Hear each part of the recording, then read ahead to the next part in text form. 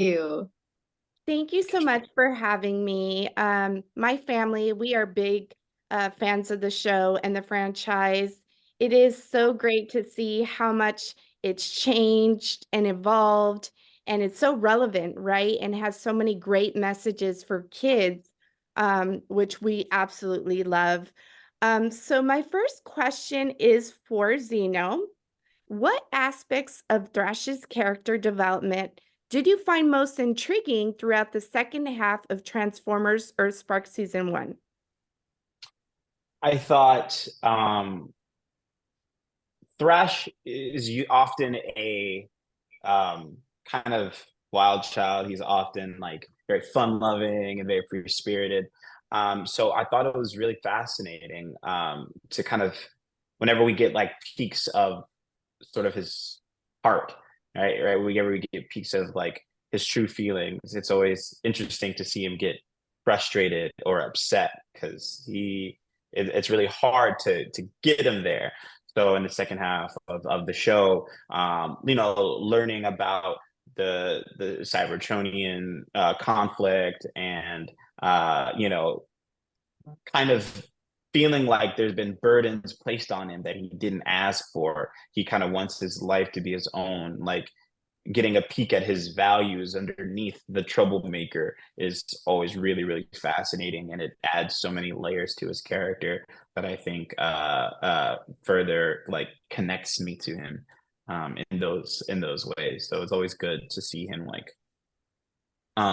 to see him go through internal conflict and internal struggle, and how he grows from that. Yeah, I think that's really great because kids need to see themselves in characters. And Mhm. sometimes we use, being that kid that was, a little bit of a pot stir or, Mhm. just kind of, just trying to make everyone laugh. And it's good that, Mhm. that kids can see that it's okay to show emotion and you don't have to Mhm. hide those feelings, right? Right. It's okay to be vulnerable as well. Yeah.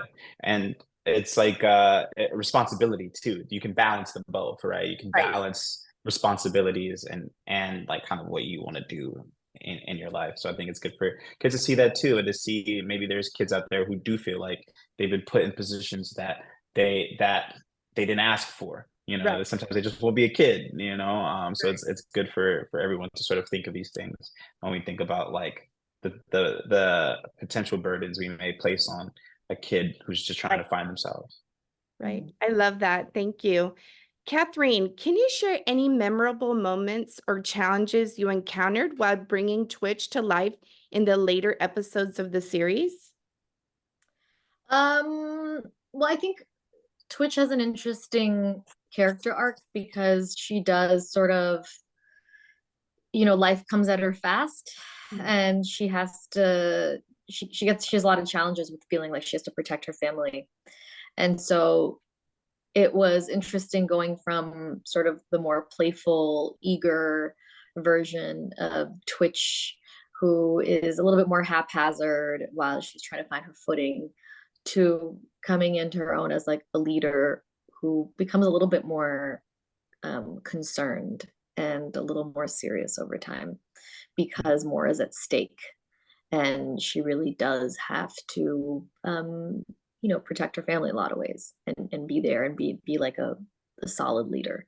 So it was just interesting just to have that in my head as we were, there were times where I'd be recording and I'd realize, oh no, she's not in this playful place. We have to change it up because sometimes lines can be read any which way.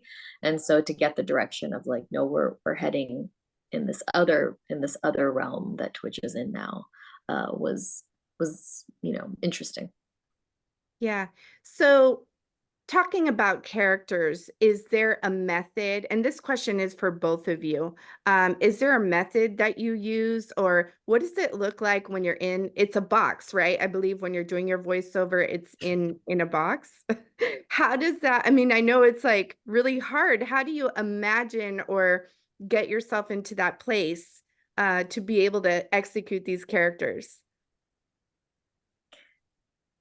I I mean, think for you just, me, yeah, go ahead. Sorry. No, please, you first.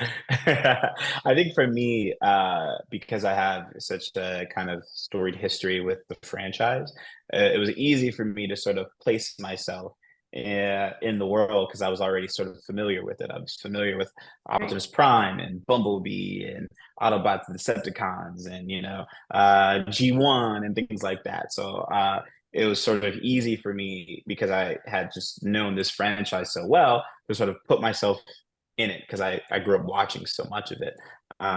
So the only thing that was left was just sort of what I bring to the world. How do I further enrich and add to this already very layered universe of Transformers that has already been created before me? How do I add to it? And how do I add to that legacy? And in a way very similar to maybe how Thrash might be thinking right about now.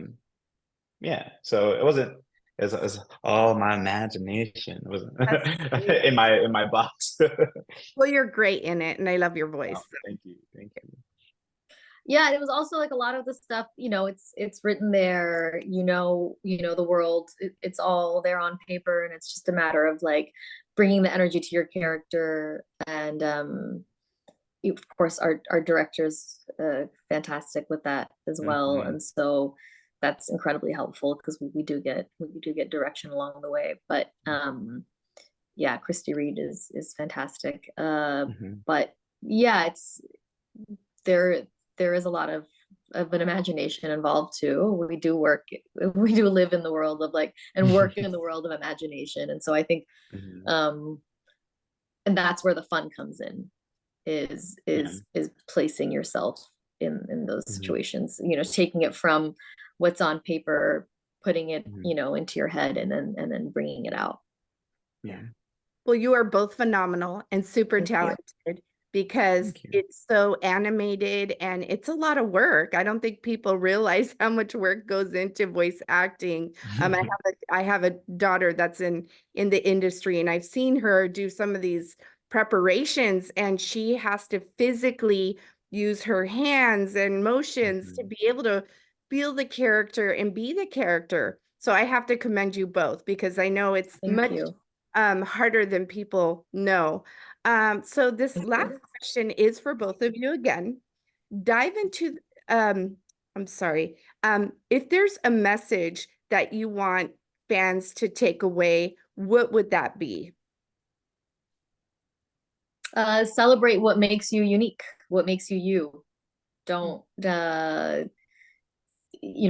feel comfortable and joyful in the thing that sets you apart from someone else, and encourage others to do the same, because that's what makes everything interesting. And it's a lot of pressure to feel like you have to hide a part of yourself, or um, not not show certain things that you're unsure of how people might react to it. So I think really just being comfortable and loving parts of yourself that you haven't necessarily revealed, or you don't want to reveal, or you're scared of putting out there. It's just really, Mhm. really loving those parts of yourself, because that's what makes you interesting. Mhm. That's so Uh, yeah, no, she's kind of said it. Yeah, echoing Kat. Uh, your family are the people who are going to accept you, no matter who you are. They'll fight for you, and they'll fight to understand you. And you'll know because you won't be afraid to be yourself around them. And those are the people who love you. right. Right. Well, thank you guys for your time. This was so wonderful, and congratulations on the series. We absolutely love it. Thank Thank you. you. Thank you so much. Thank you.